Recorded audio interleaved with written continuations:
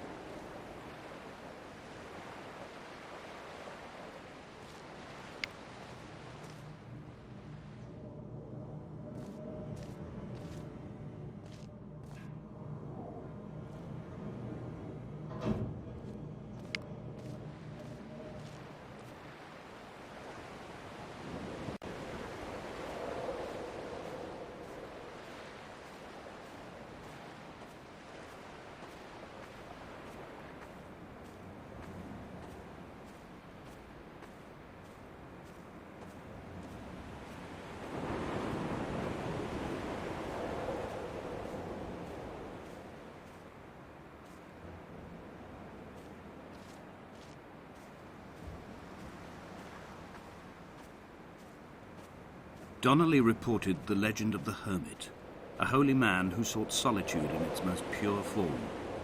Allegedly, he rode here from the mainland in a boat without a bottom, so all the creatures of the sea could rise at night to converse with him. How disappointed he must have been with their chatter. Perhaps now, when all that haunts the ocean is the rubbish dumped from the tankers, he'd find more peace. They say he threw his arms wide in a valley on the south side, and the cliff opened up to provide him shelter. They say he died of fever 116 years later. The shepherds left gifts for him at the mouth of the cave, but Donnelly records they never claimed to have seen him. I have visited the cave and I have left my gifts, but like them, I appear to be an unworthy subject of his solitude.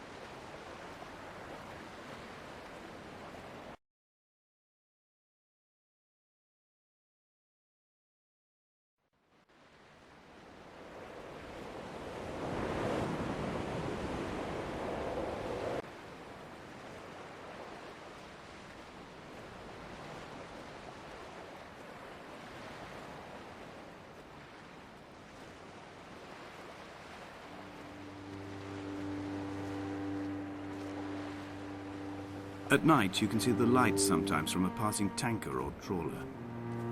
From up on the cliffs, they are mundane.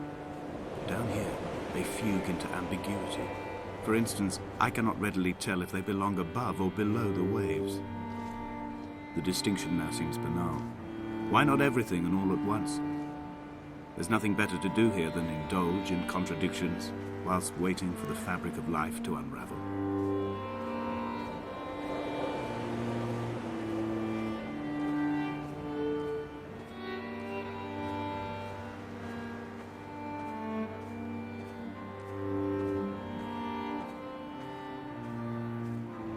reading Donnelly by the weak afternoon sunlight.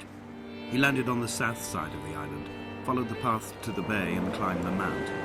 He did not find the caves, and he did not chart the north side. I think this is why his understanding of the island is flawed, incomplete. He stood on the mount and only wondered momentarily how to descend. But then, he didn't have my reasons.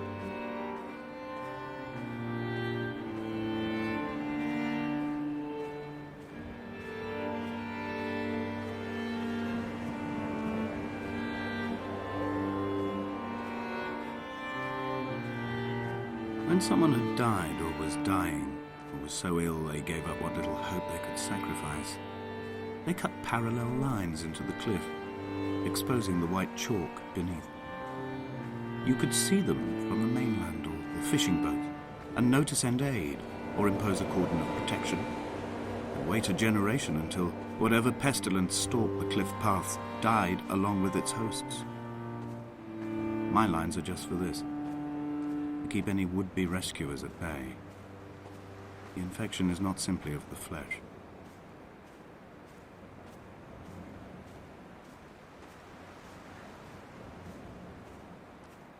They were God-fearing people, those shepherds. There was no love in the relationship. Donnelly tells me that they had one Bible that was passed around in strict rotation. It was stolen by a visiting monk in 1776, 2 years before the island was abandoned altogether. In the interim, I wonder, did they assign chapter and verse to the stones and grasses, marking the geography with a superimposed significance, that they could actually walk the Bible and inhabit its contradiction?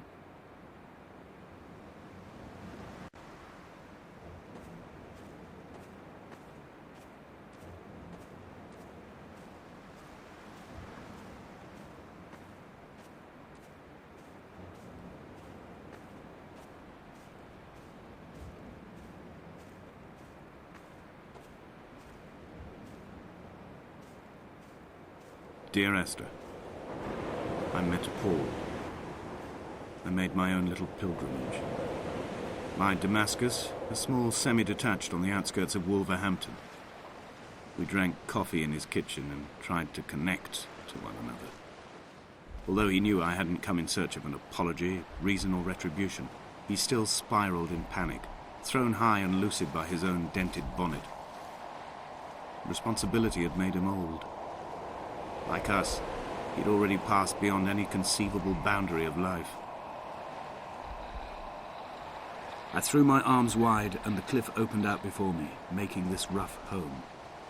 I transferred my belongings from the bothy on the mount and tried to live here instead. It was cold at night, and the sea lapped at the entrance at high tide. To climb the peak, I must first venture even deeper into the veins of the island, where the signals are blocked altogether. Only then will I understand them, when I stand on the summit and they flow into me, uncorrupted.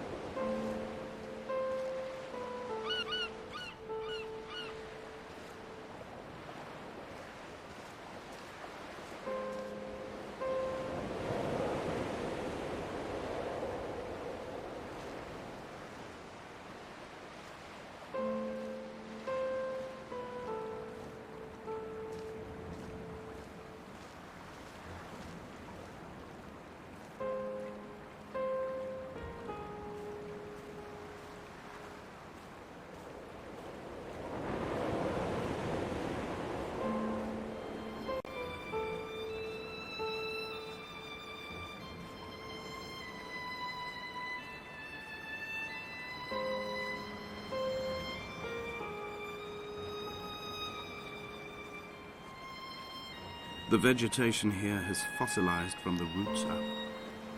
To think they once grazed animals here, the remnants of occupation being evidence to that. It is all sick to death.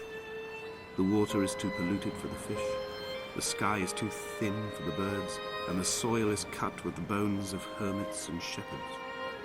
I've heard it said that human ashes make great fertilizer, that we could sow a forest from all that is left of your hips and ribcage, with enough left over to thicken the air and repopulate the bay.